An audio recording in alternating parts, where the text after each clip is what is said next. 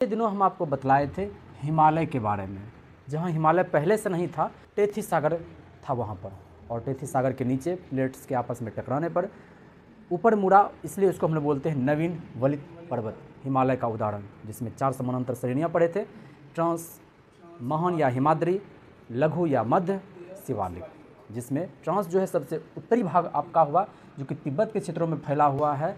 उसके बाद आपका महान हिमालय, जिसमें कि पर्वत शिखर सब आता है। फिर उसके बाद आपका मध्य हिमालय, जिसमें पर्यटक स्थल आपको देखने को मिलता है। शिवालिक में कुछ है नहीं, शिवालिक आपका तराई क्षेत्र है। सबसे पुराना यदि कहा जाएगा तो ट्रांस, जिसमें कि आपका काराकोरम श्रेणी आता है। काराकोरम श्रेणी में हम लोग पढ़े थे 5 गो हिमनद है, जिसको ग्लेशियर बोलते हैं, जैसे में बालतोरो, सियाचिन, बियाफो, हिस्पार, ये सभी हिमनद है जो कि काराकोरम श्रेणी में स्थित है। इसके बाद हम लोग बात करें कि उसके बाद कौन सा बना था, तो हिमाद्री बना था। सबसे नया कौन बना, तो शिवालिक। शिवालिक जो है आपका सबसे नवीनतम बनता है। लेकिन कहा जाए भारत का सबसे प्राचीनतम पर्वत श्रृंखला, तो हम कहेंगे अरावली। ये कहाँ पर है, तो ये राजस्थान में स्थित है, ये अरावली पर्वत। और इसके इधर यदि यानी कि पश्चिम दिशा में जो बहती है नदी, वो कौन सी नदी है, लूनी। और पूर्व दिशा में जो बहती है नदी, उसका नाम है बनास नदी, जो कि अभी आप देख रहे होंगे किताब में। बनास नदी आपका पूर्व से निकलता है, इस अरावली के पूर्व से निकलता है। पश्चिम से कौन सी नदी निकलती है, लूनी नदी। और रेगिस्तान, मरुस्थल जो बोलते हैं, इसी भागों में स्थित है। आप कहते हैं कि राजस्थान यानी कि रेगिस्तान में मरुस्थल में बहने वाली एकमात्र नदी लूनी नदी है, जो कि आगे चल कर के कच्छ के रण में ख़त्म हो जाता है। कच्छ का रण कहाँ है, गुजरात में। मरुस्थल कहाँ है, थार रेगिस्तान जिसको बोलते हैं, वो कहाँ, राजस्थान। दोनों अलग अलग चीज़ हैं। सफ़ेद रेगिस्तान पूछता है तो वही कच्छ का रण गुजरात में स्थित। अगर हम लोग इसमें देखें, ये जो है इधर आपका नीचे यहाँ पर कौन सा महासागर है, हिंद महासागर। सबसे बड़े महासागर की बात करें, उसका नाम है आपका प्रशांत महासागर। सबसे गहरा बोले प्रशांत महासागर, उसके बाद बोले अटलांटिक महासागर, तीसरा में आपका आता है हिंद महासागर। इधर है आपका हिंद महासागर, इधर पश्चिम बंगाल है, इसलिए आपका यहाँ जो है बंगाल की खाड़ी है, क्या है, और इधर जो है आपका अरब प्रायद्वीप बनता है, इसलिए आप इसको बोल देते हैं अरब सागर।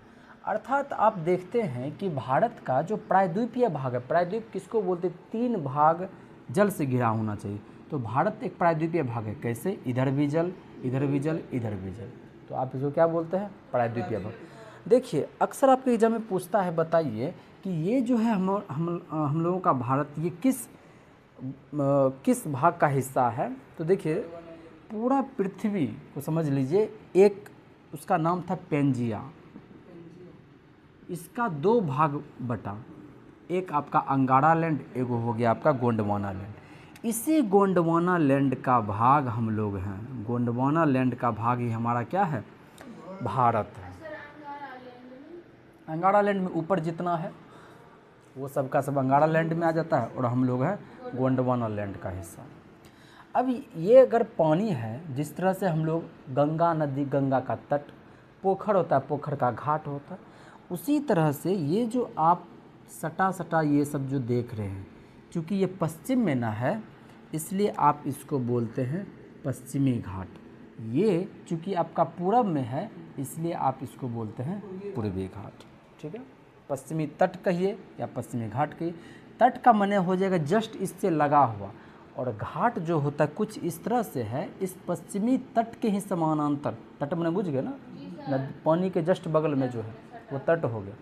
और घाट जब बोलेंगे तो इसी पश्चिमी तट के समानांतर एक आया हुआ पहाड़ पर्वतों की श्रेणी है, ये है आपका पश्चिमी घाट।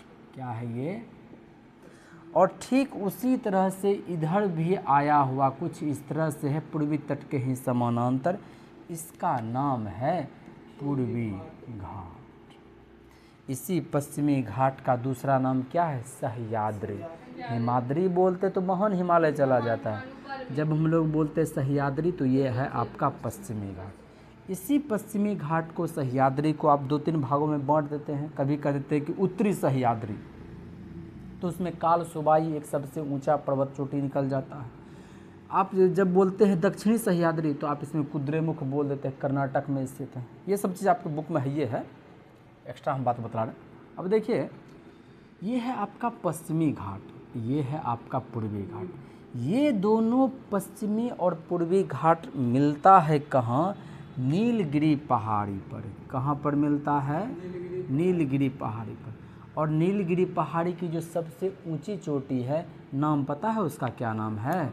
इसकी जो सबसे ऊंची चोटी है उसका नाम है दोदा बेटा। नीलगिरी की सबसे ऊंची चोटी है, दक्षिणी भारत की सबसे ऊंची चोटी ना है, ये नीलगिरी की सबसे ऊंची चोटी है। इसके बाद इसी नीलगिरी पर एक और जगह का नाम है ऊटी। क्या है? ऊटी। ऊटी बोले या फिर उटकमंड बोलिए, ये इसी नीलगिरी पहाड़ी पर ही स्थित है।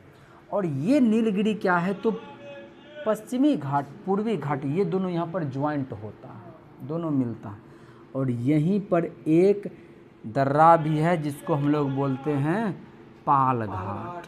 ये पाल घाट जो है, ये पाल घाट जो है इधर केरल में तिरुवनंतपुरम है, पश्चिम में जो तिरुवनंतपुरम है, पूरब में यानी तमिलनाडु में जो मदुरै है, इन दोनों को जोड़ने का काम कौन करता है? पाल घाट।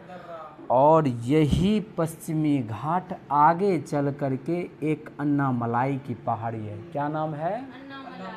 ये पश्चिमी घाट का ही हिस्सा है। ये तनिक और आगे बढ़ गया, पश्चिमी पूर्वी घाट यहीं पर रुक गया, ये पश्चिमी घाट और बढ़ते चला गया।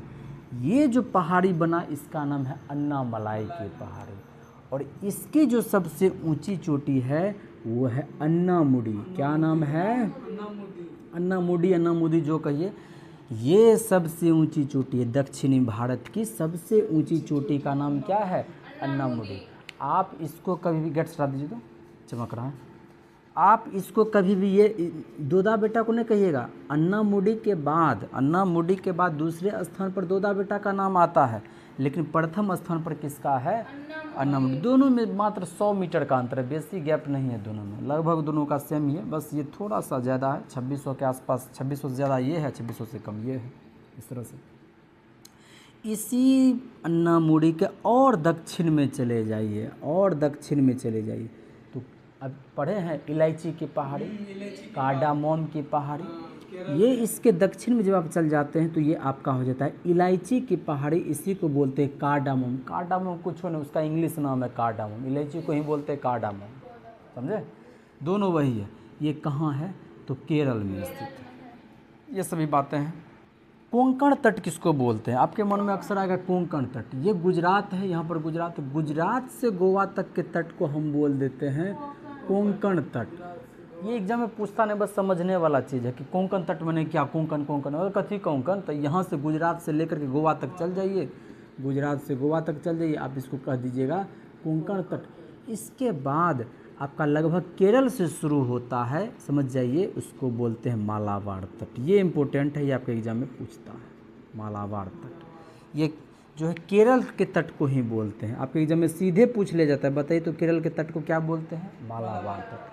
और आपको पता होगा इधर जो है आपका कौन सा है? तमिलनाडु है।